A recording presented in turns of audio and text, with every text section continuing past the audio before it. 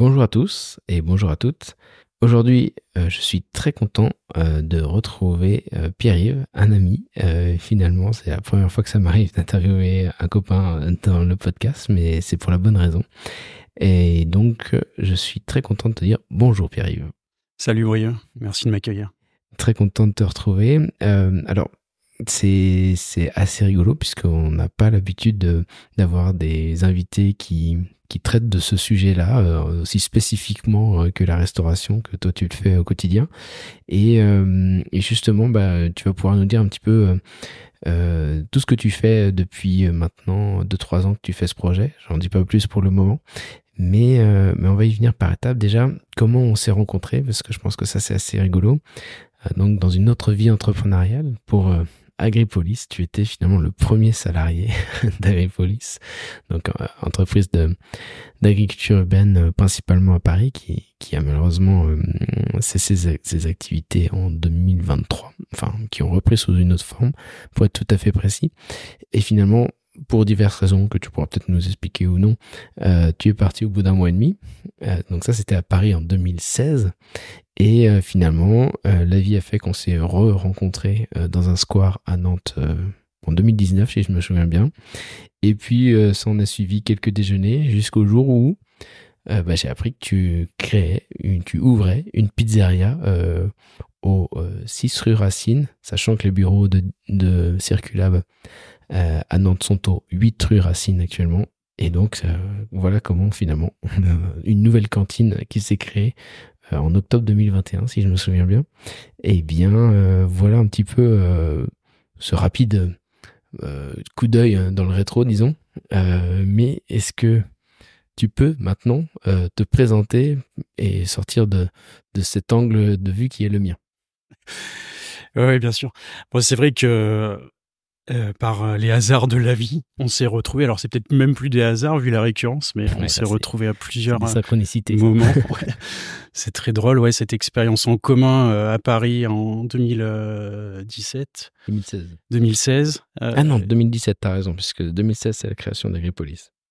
Ouais, 2017, et puis ces rencontres à l'improviste, ouais, en dehors de notre relation particulière et récurrente, ouais, moi j'ai 42 ans, j'habite à Nantes depuis 7 ans maintenant, je me suis marié, j'ai 2 enfants, un petit garçon, une petite fille, et voilà, je suis ravi d'échanger avec toi sur les projets, sur ce que j'ai entrepris il y a 2 ans et demi, et sur ce dont on va parler maintenant. Mon parcours, pour le situer, c'est un parcours un peu atypique. Je suis historien de formation, et puis je complète ma formation en histoire par des études de commerce, avec cette double casquette d'être à la fois issu des sciences humaines et puis avec une orientation peut-être plus tournée business. Je vais travailler une partie de mon début de carrière dans la grande distribution. Ensuite, je vais écrire des pièces de théâtre pendant quelques mois. Je vais vivre une vie de baladin du spectacle dans des théâtres à Paris, en participant à plein d'événements comme ça. Je suis un agriculteur, en tout cas par l'expérience que j'ai vécue à tes côtés chez Agripolis. Quelques semaines, effectivement. Ça a été éphémère. Pour beaucoup, c'est pas considéré comme tel. Ça a été éphémère, mais ça a été un passage. Ça m'a permis de renouer avec mes racines. Moi, je viens d'un milieu agricole, et j'étais un peu le fils prodigue parti à la ville et dans les métropoles pour envisager le monde différemment. Et donc, cette partie-là de ma vie, aussi brève soit-elle, ça m'a rapproché de mes racines. Mmh. Et puis, je suis arrivé à Nantes juste après une expérience d'1 an et demi dans la production audiovisuelle, où j'ai participé à un projet passionnant, où la créativité, le visuel, l'esthétique, voilà, sont venus enrichir tout ce parcours et les expériences que j'avais vécues, jusqu'à arriver à Nantes pour faire un job dans lequel je me suis éclaté relativement, mais j'avais autour de 40 ans. En plus, là, de souvenir, tu refaisais les connexions avec la grande distribution que tu avais commencé à Paris. Ouais, exactement. Je viens pour effectuer une mission pour Système U. Moi, je passais l'essentiel de ma carrière dans la grande distribution à travailler autour des produits frais, frais traditionnels. Les fruits et légumes, la boucherie, la charcuterie, les rayons traditionnels. Et je venais chez U pour réaliser une mission de repenser des concepts des magasins. Bon, ça tient 2 ans et puis je sais pas. L'âge, les circonstances, la maturité, mon regard sur le monde et sur l'environnement qui change, qui me fait gagner en maturité. Et je me sens prêt pour entreprendre quelque chose d'un peu plus personnel et dans lequel je vais avoir le sentiment d'avoir un impact au moins concret à mon échelle et la possibilité de mettre en place des idées et des conceptions. Voilà, ça nous emmène au projet Agapé, qui a donc ouvert en octobre 2021. Alors on va y revenir, Ouais. mais effectivement, donc c'est une pizzeria, mais qui est un petit peu particulière. Mais justement, avant que tu nous présentes cette fameuse pizzeria, est-ce que tu peux nous relater un petit peu les expériences ou les enseignements que tu as découverts en défrichant un petit peu ce sujet de la pizza en France? Ouais. Alors, la pizza, au départ, moi, je suis, comme l'immense majorité des Français, c'est mon plat préféré. J'en mange tout le temps, depuis toujours, aux grandes dames de ma famille, de mes proches, de mon épouse. Mais il y a une véritable passion derrière.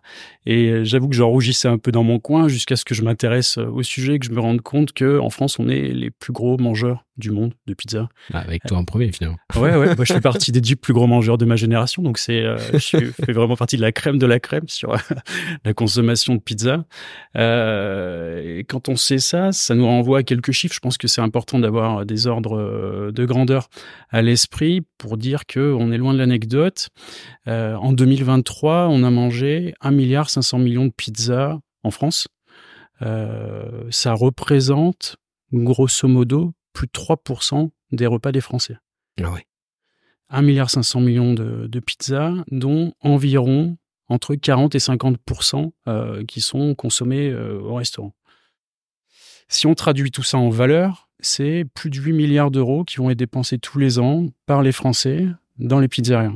Donc c'est le plat le plus populaire de France et celui auquel vraisemblablement personne ne renoncera jamais, au contraire. Tel qu'il est fait aujourd'hui, tel qu'il est préparé aujourd'hui et jusqu'à présent, il y a 2 façons de préparer les pizzas. Il y a un aspect authentique où on va vraiment miser sur l'origine et puis la genèse de l'histoire de la pizza, le côté napolitain. Et là, on va utiliser des ingrédients de qualité, mais qui viennent de 2500, 3000 km du sud de la botte de l'Italie. Ça, c'est quand on fait des bonnes pizzas. Et puis, il y a une immense partie, très grande partie de ce qui est produit qui va être réalisé avec des ingrédients issus de l'agro-industrie. Donc des fromages sans âme, des charcuteries sans âme pleines de nitrites. Et la conséquence, c'est que ce plat qui est archi populaire, malgré tout, c'est assimilé à de la malbouffe. Tout le monde en a conscience, on en parle, ça fait partie des images emblématiques de la junk food, mais personne n'y renonce. Et la problématique que moi je mets sur le tapis au moment où je commence à réfléchir à mon projet, c'est de me dire, puisque les gens n'ont pas l'intention de changer, puisque ce plat il est inscrit dans nos habitudes de consommation et puisque durablement on va l'avoir sur nos tables et dans nos régimes alimentaires, qu'est-ce que c'est la pizza au juste ? Et en fait, quand tu déconstruis un peu le truc, tu te rends compte que la pizza, c'est du pain, c'est des légumes, c'est de la charcute et c'est des fromages. Et en fait, tous ces trucs-là, il y en a partout autour de nos villes, dans les campagnes, produites par des producteurs à proximité. Donc, pendant la période d'expérimentation, nous, on est allé à la rencontre de producteurs bio de Loire-Atlantique et puis on a commencé à faire de la pâte avec la farine qu'on a trouvée dans la région. On a commencé à faire des bases avec les légumes qu'on a trouvés dans la région. On a mis des charcuteries, on a mis des fromages dessus. On a testé et on s'est rendu compte que bon sang, ça avait vachement de gueule niveau gustatif. Et on s'est dit, punaise, c'est possible, il y a peut-être une alternative pour faire de ce plat qui est finalement, nous, dans notre jargon, assimilé à un plaisir coupable, pour le transformer en plaisir durable. C'est-à-dire, à quoi on répond quand on travaille de cette manière? Eh bien, on rend l'alimentation durable accessible au plus grand nombre, puisque c'est un plat de destination. Et en plus, on permet à des producteurs de la région d'avoir des perspectives et d'avoir du travail. Et donc, c'est toute la démarche qu'on a initiée et qu'on a mise en œuvre chez Agapé depuis octobre 2021. Et donc en plus c'est génial parce que le fait d'aller au contact des agriculteurs, enfin des différents producteurs, finalement tu as repris aussi une de tes expériences passées que tu as réutilisées dans ce projet-là. Bah, c'est marrant. Tout à l'heure, on parlait de notre relation à nous qui est faite de trouvailles, retrouvailles, qu'on peut mettre sur le compte du hasard ou pas. Finalement, un parcours professionnel, c'est des expériences dont on s'enrichit et qui finissent bien souvent par conditionner le projet que vous menez à son terme, quoi. Ouais, et donc moi, c'est nourri de termine. de cette culture du produit frais, de ses racines paysannes, comment dire, la grande distribution, qu'on le veuille ou non, c'est 67% de la consommation en France. On peut condamner, on peut trouver ça triste, mais aujourd'hui, peut-être encore plus qu'avant, on a conscience que le pouvoir d'achat, c'est un problème d'une acuité Puis le terrible. système agroalimentaire est fait comme ça aussi. Et puis le système agroalimentaire est pensé de cette manière-là. Donc à cet endroit, on a toujours à l'esprit l'idée qu'il faut pouvoir répondre au pouvoir d'achat. Et donc, cette expérience-là, ça m'a enseigné que le premium, les produits de haut de gamme, pour que l'essentiel des gens puissent y avoir accès, il faut trouver des modèles alternatifs. Et en fait, c'est toute la démarche qu'on initie chez Agapé. En fait, quand on fait venir des très bons ingrédients du fin fond de l'Italie, on va passer par 3, 4 intermédiaires. Chaque intermédiaire, on va le rémunérer pour la valeur qu'il apporte à l'intérieur de la chaîne de valeur. Donc, il va prendre 20-30% de l'enveloppe finale à chaque fois. Nous, on travaille en direct avec des producteurs bio de la région, en circuit court, ce qui fait que le prix auquel le producteur vend, c'est le prix auquel nous, on achète. Donc, on rémunère personne d'autre entre les deux. Et donc, ces ingrédients qui vont être d'une qualité et qui sont d'une qualité exceptionnelle, hein. Les gens avec lesquels on travaille, sont des orfèvres, c'est des gens archi engagés qui sont dans leur domaine respectif d'une précision, d'un talent et d'un goût particulièrement prononcé. Les tomes de fromage de Bretonne Pinoire, la charcuterie de porc élevé en plein air, etc. Tout ça, ça a beaucoup de sens. Nous, en les achetant en direct, on va réussir à avoir des prix qui nous permettent de proposer ces produits-là sur des pizzas à des prix qui se situent dans la moyenne des prix pratiqués par les autres pizzerias. En fait, quand on dit rendre l'alimentation durable accessible au plus grand nombre, il ne s'agit pas de faire que le plat. Il s'agit aussi de le mettre à la portée tous les profils possibles. Et ça passe par le prix. Et donc, le bio, qui a généralement cette réputation d'être plus cher, nous, en court-circuitant les intermédiaires, on réussit à vendre des pizzas dans la moyenne des prix pratiqués par les autres. Et donc, c'est tout ça la démarche qu'on met en œuvre et sur laquelle on s'appuie maintenant depuis 2 ans et demi. Et c'est ça qui est assez dingue, c'est que pour moi, c'est vraiment la pizza du futur, dans le sens où tu as réussi à faire un sourcing à 100% en Loire-Atlantique. Non, c'est pas la proportion. On est certifié restaurant à 95% bio. Au final, tous nos ingrédients sont bio, à part le sel et l'eau. Ouais. Et tous nos ingrédients sont bio. On est audité chaque année par un organisme indépendant qui vient bien s'assurer qu'on raconte pas n'importe quoi. Et après, en Loire-Atlantique, on a plus de 80% des ingrédients qu'on va utiliser et des boissons qu'on va utiliser qui sont sourcés au plus près. Alors attends, donc je suis désolé de m'arrêter sur les pourcents qui me manquent là. Les produits que tu n'as pas réussi à trouver en Loire-Atlantique, c'est de quelle catégorie par exemple? Écoute, j'ai essayé de proposer une carte sans dessert au chocolat. Effectivement. Je me suis rendu compte que pour l'instant, il y avait un trou dans la raquette et que quand on a fait un bon déjeuner, il y a encore une grande proportion des clients qui sont soucieux de pouvoir manger un dessert au chocolat. On sert du café aussi. Bien sûr. On utilise quelques fruits secs qu'on trouve pas ici. Moi, je suis originaire du Périgord et j'achète ma tomate en Périgord. Sachant que, et ça c'est important aussi, c'est que tu respectes la saisonnalité des produits. Bah, c'est toute une partie de notre carte. En fait, nous, on a écrit Pizzeria Agapé bio local de saison. Donc, c'est 100% bio. C'est essentiellement local. Plus de 80%, c'est ce qu'on se disait. Et puis, on a 4 à 5 recettes qui vont évoluer selon la saisonnalité sur une carte de 11. Donc, entre 40 et 50% de notre offre, elle évolue selon les ingrédients qu'on trouve chez les producteurs avec lesquels on travaille, chez les maraîchers. Voilà, l'hiver, on travaille sur des bases de crème de panais, crème de brocoli, crème de carottes. Tomate, voilà. 100% du On peut sortir de la tomate. Mais la tomate, c'est un peu comme le café et le chocolat. C'est-à-dire qu'il y a des adeptes, des aficionados qui s'en détourneront jamais. Et nous, notre démarche, au final, c'est d'apporter des solutions positives. C'est-à-dire, vous avez un besoin, vous avez une habitude de consommation. Nous, avec ce qu'on va vous proposer, on va réussir à vous mettre à disposition un produit qui est le plus vertueux possible. Donc de la tomate, oui, mais bio et sourcée auprès de gens qu'on a identifiés. Et donc, ouais, sorti. Oui, c'est surtout que la tomate fraîche, ok, bon, bah seulement en saison, mais la sauce tomate, pour le coup, elle peut se conserver facilement. Ouais, bien sûr. Ouais. Donc ça, c'est plutôt intéressant. Et puis après, je pense qu'il y a une particularité que tu n'as peut-être pas encore mentionnée, mais c'est que Agapé fait partie des 2 seules pizzerias en France à être en bio. Certifié, ouais. Certifié. En fait, en France, il y a 160 000 restaurants. Et il y a 280 restos qui sont certifiés bio. Ah oui, c'est peu, ouais, je pensais qu'il y en avait plus. La proportion, c'est ça aujourd'hui. Pourquoi cette si faible proportion ? Ça n'empêche personne d'utiliser des ingrédients bio, mais de pouvoir dire qu'on travaille avec des ingrédients bio et annoncer qu'on travaille avec des ingrédients bio, c'est contraignant, puisque tu vas être audité chaque année sur la nature de tes approvisionnements.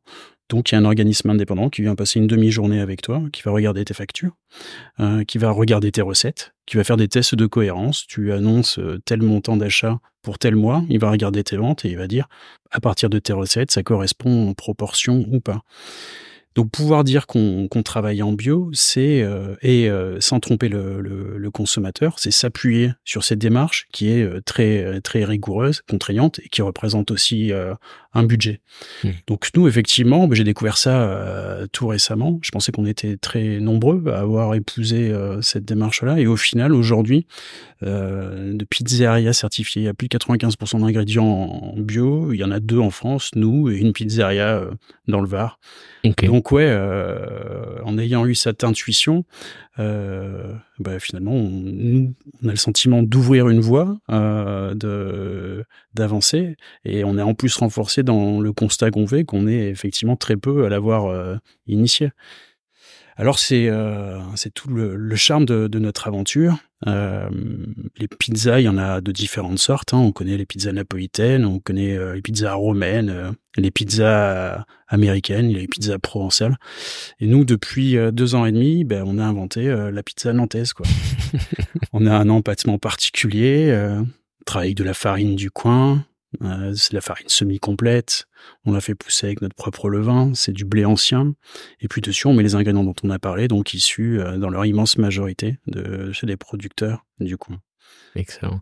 Et justement, alors ça c'était après 1 an d'exploitation, on pourra revenir aussi sur tes premières galères des premiers mois, mais ce qui était très drôle, c'est que je me souviens que tu avais fait un post LinkedIn en disant, voilà, il y a 1 an, j'avais jamais fait de pizza de ma vie, et 1 an après, on a eu que des super avis, etc. Alors, il y a une double question dans ce que je veux dire, c'est comment ça se passe quand tu te dis, je vais créer une pizzeria, sachant que tu n'avais jamais eu d'expérience de restauration véritable par le passé, et puis ensuite, ça on le verra après, quels ont été les retours des gens, mais ce qui m'intéresse, c'est vraiment déjà dans un premier temps, souvent tu vois, les gens disent ouais, je voudrais créer une boîte, etc., mais je trouve pas l'idée. Mais en fait, l'idée d'une pizzeria, elle est hyper commune, mais finalement l'idée c'est pas très important, c'est l'exécution, et tu le prouves bien, c'est que toi t'as non seulement fait le lien comme dit Steve Jobs, de connecter les points, c'est-à-dire lui, il avait appris la calligraphie par hasard à l'université, c'est comme ça qu'il a repris cette expérience-là pour faire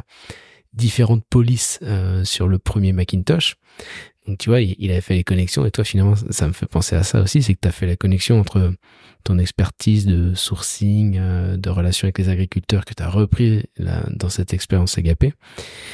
Et donc c'est ça qui m'intéresse, c'est comment tu t'es dit, voilà, moi cette idée elle est relativement basique, mais je vais l'exécuter à ma façon, et comment ça s'est passé finalement?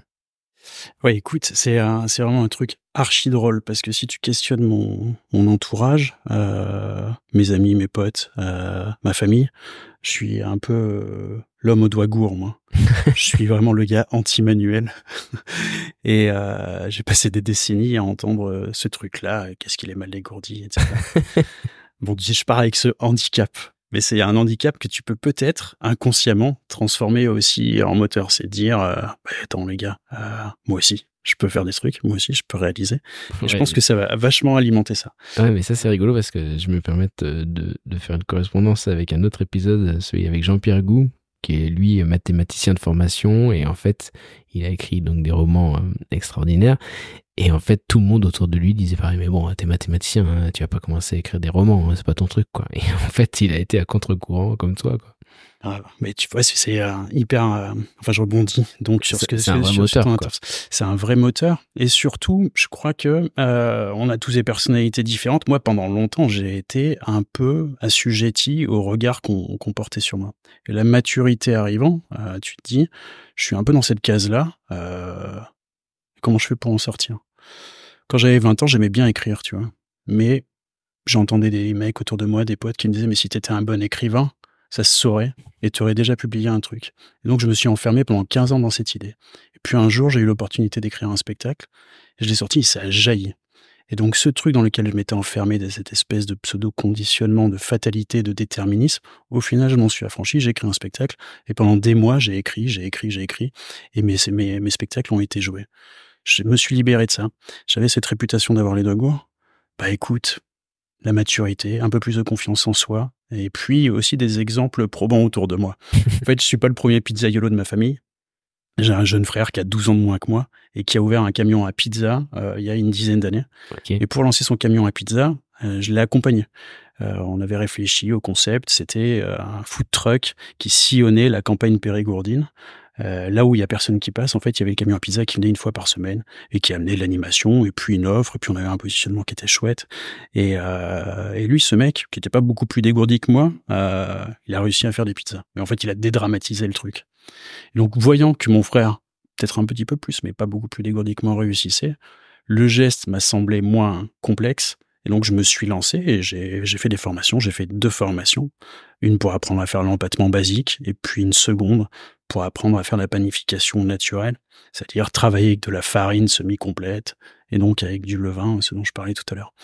Mais c'est, vraiment un enseignement, en tout cas, un témoignage que moi, je peux faire sur un parcours de vie, c'est, faut pas s'enfermer, y a pas de fatalité, y a pas de déterminisme.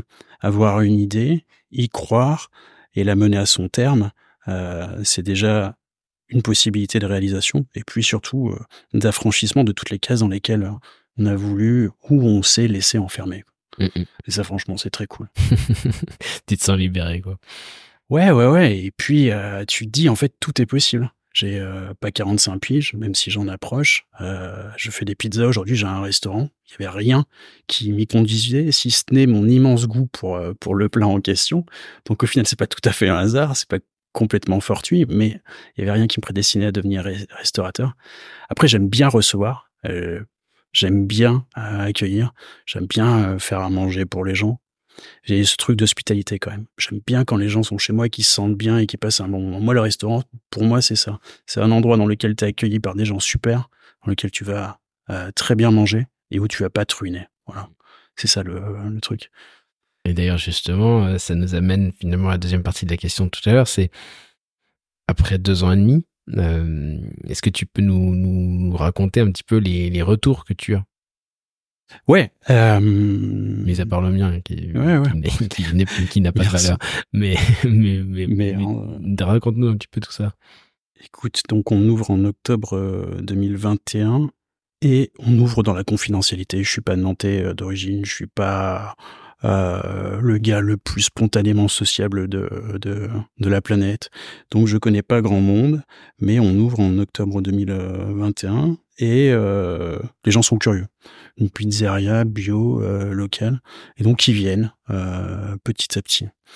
Et en fait, ils découvrent une autre façon de travailler et une autre proposition qui vient en complément de ce qui existe déjà, mais qui a des saveurs satisfaisantes, puisque assez rapidement, on reçoit des très bons avis sur les différentes plateformes. Et donc, ça fait 2 ans et demi que l'immense majorité des retours qu'on a sont très favorables. Il y a qu'à voir les notes sur Google. Ouais. Après, tu travailles pas pour ça, Ouais. parce que en fait, faut être sûr de soi, il faut assumer ses partis pris, surtout quand ils sont aussi éloignés de ce qu'est la norme. Mais quand tu les as, les retours, c'est un moteur supplémentaire. C'est clair que ça fait chaud au cœur et que tu te dis que les hypothèses que tu poses en disant que tu vas avoir cette approche complètement différente, elles sont validées par celui dont on attend la validation, c'est-à-dire le client. Donc ça, c'est très cool et ça nous convainc que ce plat dont on évoquait au début de notre entretien, l'importance dans notre alimentation nationale et dans l'alimentation de chacun, peut-être qu'on peut l'envisager à partir d'aujourd'hui et puis dans le futur autrement, de manière plus saine, plus durable et avec un impact plus positif. Quand je parle d'impact positif, tiens, on est en train de clôturer notre second bilan qui va confirmer ce qu'on avait réalisé à l'issue du premier. Mais à l'issue du premier bilan, on sait que 24% de notre chiffre d'affaires, on le reverse directement aux producteurs de Loire-Atlantique. C'est-à-dire que quand quelqu'un dépense 10 € chez nous, il subventionne en quelque sorte à hauteur de 2,40 € les producteurs et les paysans avec lesquels on est en partenariat. Donc on parlait du fait que les gens apprécient la cuisine, et en plus de l'apprécier, ils ont un impact vertueux sur le système économique rural de la région. Et ça, c'est l'immense fierté, parce que au début, on se dit, c'est possible, mais il faut encore réussir à le démontrer. Nous, on sort avec un modèle économique qui est viable. Moi, je me rémunère, j'ai des salariés, on se paye, on équilibre nos comptes, et donc on contribue, en 2023, c'était à plus de 60 000 € à financer les exploitations bio de la région. Et pour nous, c'est un début. Aujourd'hui, on représente, epsilon des parts de marché de la pizza à Nantes. Mais ce qu'on voit et ce qu'on observe, c'est que ce qu'on propose, ça a du sens. Bien sûr. Pour les clients, ça a du sens aussi pour nos partenaires. J'en parlais l'autre jour avec une des fermes qui nous fournit du fromage. Ils nous disent, vous êtes devenu notre plus gros client. Et en fait, il y a une satisfaction à bosser avec vous, c'est que les volumes sont relativement linéaires. Donc, on sait produire, on sait s'organiser pour avoir des perspectives qui sont d'une rassurantes et de plus confortables en termes de travail. Il n'y a pas les aléas du cycle de la vente au détail ou au particulier. Ils continuent à avoir de leur activité dans les AMAP, etc. Mais nous, ce qu'on leur apporte, c'est un roulement régulier et une régularité. Et ça, c'est une sérénité supplémentaire. Et ça, c'est important. Alors, je me permets de te couper parce qu'on est en mars 2024. Pour ceux qui l'écouteraient plus tard, on est quand même dans un contexte compliqué avec récemment les mouvements des agriculteurs, etc. Et donc toi, tu prouves à son échelle qu'en faisant un restaurant de façon un petit peu complètement différente même, en fait, tu arrives à complètement avoir des impacts très vertueux pour ces agriculteurs-là, qui en plus, si toi t'es en bio, le sont aussi, je suppose.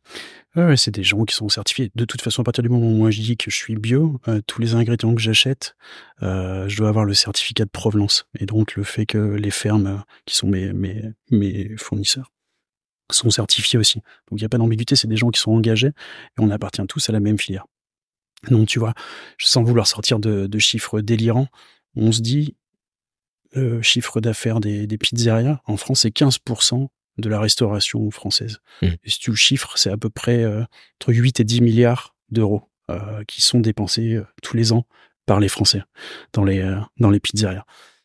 Si tu te projettes et que tu vas dans un monde idéal et que tu verses 24% de cette somme-là à des producteurs, tu vas injecter dans le circuit de la production durable bio plusieurs milliards, 2 milliards et demi de fonds. Avec ça, tu peux faire vivre 10 000 personnes. Quand on quantifie réellement, c'est 10 000 personnes qui peuvent en vivre et c'est 2500 fermes sur moins d'1% des terres arables. Donc c'est à la fois pas grand-chose en termes de surface utilisée, mais archi conséquent en termes d'impact sur la façon qu'ont les gens de s'alimenter et aussi sur la viabilité de ce métier de producteur. Ouais, c'est surtout que j'étais en train de me poser la question, il y a combien est-ce que tu as une idée du nombre d'agriculteurs et agricultrices qui restent en France? C'est en centaines de milliers de personnes, mais je sais plus. 700 000. 700 000, ouais. Donc 10 000, c'est pas non plus une majeure partie, mais ça devient quand même significatif, quoi.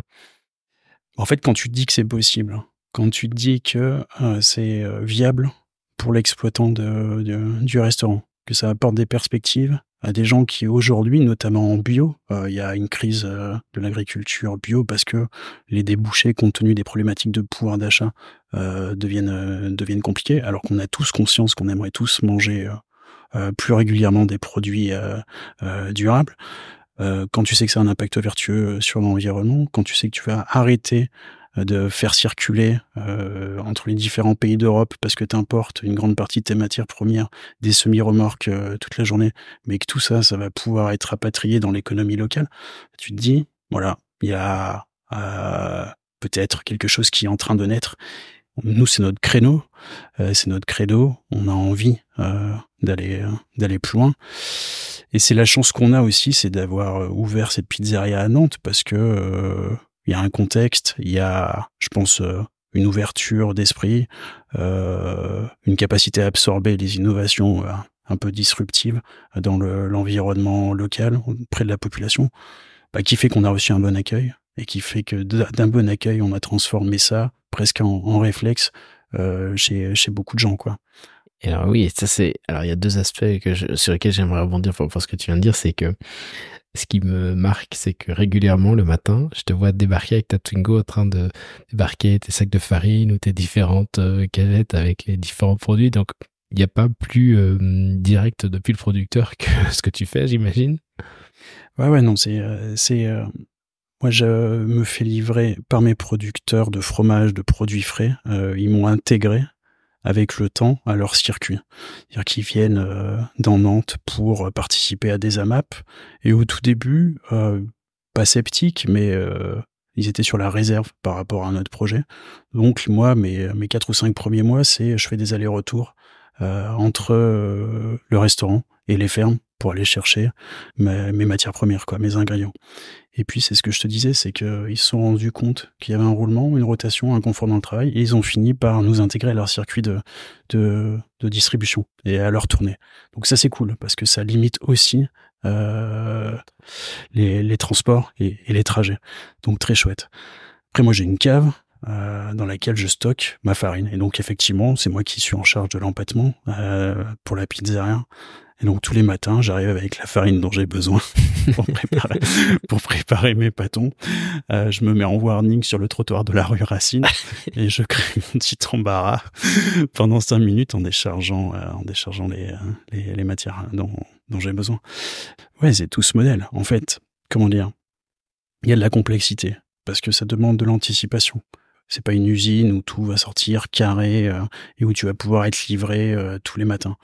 La complexité, c'est ça. Mais à partir du moment où tu commences à avoir des rotations et une volumétrie de la complexité, tu fais une méthodo et tu sais que tel jour tu dois faire tel truc. En fait, c'est un petit peu plus complexe, mais c'est pas, t'envoies pas les fusées sur la Lune, quoi. Il y a des points de contrôle à avoir, des points de surveillance sur les stocks et puis des tournées à mettre en œuvre. Et donc, en soi, on démontre que c'est faisable. Excellent. Et tu parlais à l'instant de l'accueil nantais. Alors, tu as dû avoir encore d'autres récompenses, mais mine de rien, Nantes, tu fais maintenant partie des tables de Nantes. Mine de rien, ça c'est aussi une belle récompense de ton travail. Ouais, c'est très cool. Écoute, ça a une saveur vraiment particulière parce que c'est un guide à l'intérieur duquel enfin pour lequel on postule, mais pour lequel on est visité par des gens des tables de Nantes, mais on sait jamais qui sont là. Ouais, donc c'est le hasard, de façon anonyme, quoi. Enfin, c'est pas le hasard, ils viennent en client mystère en quelque sorte, et ils sélectionnent s'ils ont un coup de cœur pour vous. Donc quand ces gens-là qui ont l'habitude de confronter leur palais à différentes offres de restauration, vous reconnaissent, ouais, c'est très cool. C'est une reconnaissance. Et puis c'est arrivé au bout de quelques mois pour nous. Et à ce moment-là, ouais, tu mesures le chemin que tu as parcouru de gars qui a jamais tenu de restaurant et qui finit par figurer sur ce guide pour lequel, objectivement, on peut avoir du respect parce qu'il y a un point de vue très objectif des gens qui le font. Ils demandent pas de l'argent, quoi. Ils le font pour éclairer les touristes et les Nantais sur les destinations culinaires qu'ils ont intérêt à découvrir. Et donc, il y a une vraie volonté de mettre en avant le meilleur. Donc ça, c'était vraiment très chouette. Ouais. Très chouette. Et par rapport, comment dirais-je, à tout ce que tu as réussi à faire jusqu'à maintenant, alors, on passe des galères de four que tu as eu ces premiers mois en fin 2021. Je me souviens de souffrances que tu avais, etc. Et toutes les galères que tu as fait pour enfin obtenir le four que tu voulais. Mais ce qui m'intéresse maintenant, c'est de dire, ok, est-ce que Agapé, finalement, c'est un résultat en soi ou c'est une étape pour d'autres projets? Écoute, moi, ce restaurant que j'adore, qui a hébergé mes premiers émois de restaurateur, il a tout cet historique, tout cet affect, mais il a aussi ses limites. C'est un petit resto. On a 24 places, très régulièrement, voire quasi systématiquement. On refuse du monde parce qu'on n'a pas la capacité d'accueillir. Quand on le renvoie à ce pourquoi il était programmé, c'était finalement d'être un laboratoire dans lequel on pouvait démontrer ou pas que nos hypothèses de faire tout bio et essentiellement local, en misant aussi sur la saisonnalité, il y avait un modèle économique derrière. Aujourd'hui, voilà, on est dans notre 3e exercice, les 2 premiers se sont bien passés, donc on peut faire ce qu'on fait, on le sait, et en plus, on frustre, je pense, une partie de notre clientèle qu'on peut pas accueillir dans des conditions de confort suffisantes. Donc oui, on représente pas grand-chose, mais on voit l'engouement qu'il y a derrière nos propositions et on se dit que un peu plus grand, un peu plus de place, à un autre endroit pour apporter les réponses qu'on apporte, ça serait cool. Ouais. Donc on a ça dans un coin de la tête. Et ce développement, alors ça peut être évidemment une nouvelle pizzeria sur Nantes, mais est-ce que tu te verrais accompagner ou dupliquer ce format-là dans d'autres régions? Écoute, moi, quand je parle d'Agapé, en fait, je parle de la pizza nantaise. Ouais. Et la pizza nantaise, c'est le reflet de la farine qu'on utilise, qui vient du coin, des ingrédients qu'on utilise et qui vient du coin. Et c'est vrai qu'en Loire-Atlantique, on est particulièrement vernis parce qu'il y a une proportion d'exploitations qui sont en bio qui est significative. Mais il y a d'autres coins où c'est le cas et où cette aventure, elle est potentiellement jouable. En tout cas, c'est un truc qu'on a dans un coin de la tête. Je veux dire, il n'y a pas de fatalité à dupliquer à l'infini des pizzas qui sont toujours les mêmes. En fait, ça peut être le reflet des terroirs, et c'est ce qu'on essaie de démontrer ici, et pour lequel on semble être reconnu, quoi. C'est que si j'avais fait la même chose à Belfort, j'aurais pas eu du tout la même pizza. Si j'avais fait la même chose à Grenoble, ça aurait été un tout autre délire. Et en fait, tout ça, c'est protéiforme. Tu vois, j'ai une formule dans la pizzeria, ça s'appelle la ripaille. La ripaille, le projet, c'est quoi? C'est on a 3 bases au choix. C'est tomates et 2 légumes de saison et 20 ingrédients. Avec cette possibilité de combinaison, on a 46 000 recettes différentes. La pizza, c'est protéiforme. Tu peux multiplier à l'infini les propositions de pizza que tu peux faire selon les ingrédients dont tu disposes autour de chez toi. Et la magie de la pizza, c'est que franchement, si t'as des trucs de qualité dessus, c'est toujours bon, quoi. Ouais, je confirme. C'est cool, ça. Et donc projet de développement, ok. Enfin, et ça, c'est quelque chose que tu souhaites faire à terme, ou t'as pas d'urgence particulière, ou comment ça se passe? Écoute, moi, j'ai mis toutes mes billes dans Agapé, c'est-à-dire quasiment rien, et j'ai réussi à ouvrir ce petit resto. Maintenant, le développement, il passe par un financement et c'est comment dire, la volonté qu'auront bientôt des partenaires de rejoindre l'aventure. Nous, on est fort de cette expérience, on est fort de ces mois d'exploitation, on est fort de cette expérience, comment dire, de collaboration avec les gens qui sont venus travailler avec nous, de partenariat avec les fermes et de finalité avec nos clients. On a démontré, donc il y a de fortes chances pour que d'ici quelques temps, bah voilà, on ait de nouvelles perspectives, ouais. Casser tout le projet. Justement, ce qui est, je trouve assez passionnant avec ton projet, c'est que souvent, et moi le premier, il y a 12 ans quand je me suis lancé dans l'entrepreneuriat, on se dit toujours, bah oui, l'entrepreneuriat, il faut trouver une super idée, machin. Mais en fait, et puis faut imaginer aussi un truc à portée mondiale, etc. Enfin, très startup nation, disons. Et en fait, ce que je trouve génial avec ton exemple, c'est que avec un entre guillemets simple restaurant, t'arrives à prouver que en fait on peut avoir des impacts positifs d'un point de vue agricole, puisque tu travailles principalement avec des partenaires en bio, des impacts positifs d'un point de vue économique, tu crées des emplois, tu fais travailler encore une fois des agriculteurs du coin. Bref, c'est une multitude d'impacts positifs à une échelle simple, mais tout à fait respectable. Et c'est ça qui est assez génial, c'est que tu arrives à prendre le parfait travers de la Startup Nation, à dire, en fait, l'innovation, c'est pas juste des algorithmes, etc. C'est aussi des trucs tout simples, quoi. Ouais. Et tu vois, ça fait vachement écho à mes pensées. Ce que tu dis, c'est quoi? C'est que on a tous conscience de vivre une période à gros enjeux, une période de rupture sur tout un tas de sujets. On sait qu'il y a une page qui se tourne. Et ça peut faire flipper, ça peut être angoissant, mais je crois que notre génération, elle a une responsabilité. Et nous, en tant que membres de cette génération, on a tous une petite responsabilité. C'est de faire que ce qu'on n'a pas fait très bien jusqu'à présent, on puisse l'améliorer. Et ça, je pense que dans tous les recoins de l'activité et de la société, il y a toujours une manière d'améliorer un petit peu ce qui existe et d'avoir un impact plus vertueux. Et ça, c'est dans tous les recoins. Et donc, je crois qu'il faut se tenir droit, quoi, face aux enjeux et se dire comment je réussis moi, à mon échelle, avec mes compétences, avec mes qualités, mes qualifications, à faire face à cet enjeu et à ce contexte qui parfois est flippant, mais bon sang, on peut pas rester assis autour d'une table et se dire bon, tout va s'effondrer et tant pis, quoi. Non, c'est un truc face auquel moi je m'érige. Alors j'ai cherché pendant un moment et tu vois finalement c'est aussi bête que chou. Je mange des pizzas depuis que je suis gamin.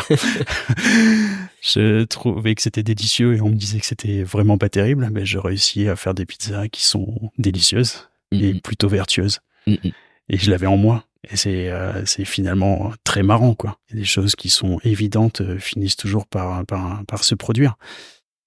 Donc ouais, le truc c'est ça. Moi je suis pas fataliste. Je crois qu'il y a des enjeux considérables, c'est clair. Mais c'est impossible de se dire tout est fini, tout est foutu.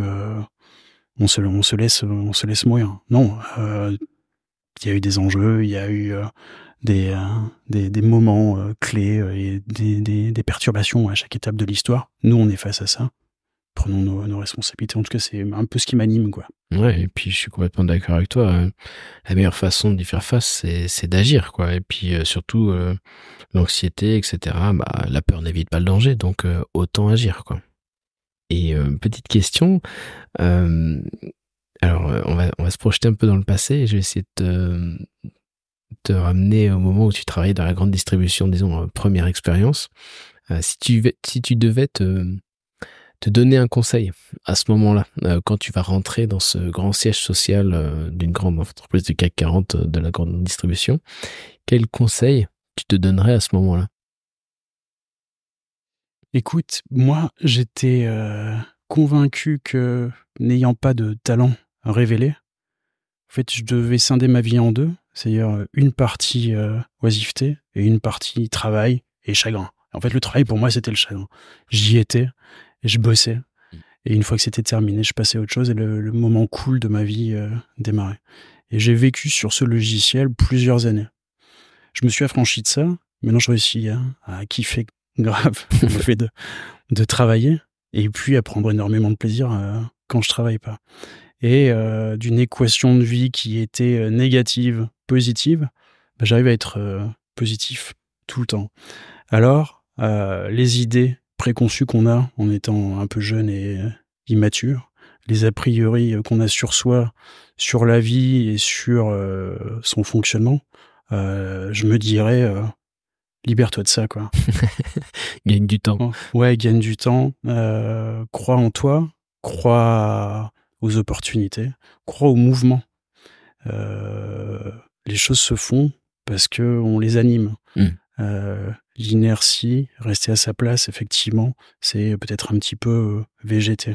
Créer le mouvement, c'est incroyable. C'est toute la leçon d'entrepreneuriat que je retiens d'Agapé. C'est-à-dire que si tu savais au tout début tout ce que tu vas devoir franchir, en fait, tu le ferais pas. Mais quand tu démarres, tu crées un élan et tout ce que tu as franchi, ça te pousse derrière toi. Et donc, tu avances. Et plus tu avances, finalement, moins tu as de poids derrière pour te ralentir, plus que tu as franchi te pousse et te fait aller de l'avant. Et tout ça, ça part d'un mouvement et d'une idée que tu as cherché à matérialiser. Donc ouais, le jeune mec que j'étais, qui venait chercher son salaire en travaillant beaucoup, mais en prenant aucun plaisir, je lui dirais, la vérité est ailleurs. J'imagine bien plus de te parler à toi-même. Et maintenant, on va se projeter plus dans le temps, mais dans le futur. Et tu nous as dit tout à l'heure que tu avais un petit garçon et une petite fille. On va considérer qu'ils sont devenus papa et maman. Et que maintenant, tu es en position de parler à tes petits-enfants. Et donc maintenant, j'aimerais que tu leur parles de finalement pourquoi tu t'es lancé dans Agapé. Qu'est-ce qui te semble important? Comment tu leur en parlerais? Qu'est-ce que je leur dirais? Je leur dirais, imaginez les amis, il y a eu une époque où le plat qu'on adore tous, il était assimilé à de la junk food et personne ne s'en souciait. Et on a réussi à imaginer avec grand-mère et donc moi, grand-père, une alternative pour que les gens continuent à se régaler en ayant un impact vertueux. Imaginez qu'avant l'amorce de ça, ça n'existait pas. En fait, toute votre vie, il va y avoir des choses à améliorer et un impact à avoir.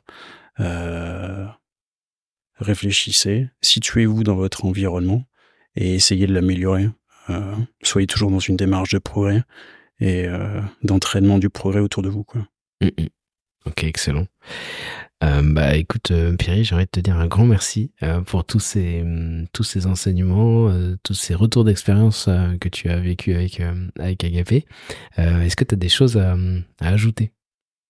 Écoute, c'était un super moment. Moi, je suis très content Plaisir du partage et puis de la mise à l'aise que tu m'as offerte. Voilà, c'était un petit peu mon zénith à moi. Alors, je suis ravi de l'avoir partagé avec toi. Merci, Brian. Écoute, plaisir partagé. Encore bravo, parce que même si c'est un peu du combat avec le gluten, je viens quand même savourer avec grand plaisir tes pizzas. Qu'est-ce que j'allais dire par là? Et surtout, bonne chance pour la suite, parce que tout ce que tu fais, c'est super inspirant et j'espère que ça inspirera d'autres à faire des copines d'Agapé dans d'autres régions de France. Et j'espère qu'ils te contacteront pour que tu puisses les inspirer. Encore bravo et bonne chance pour la suite. Merci, Brian.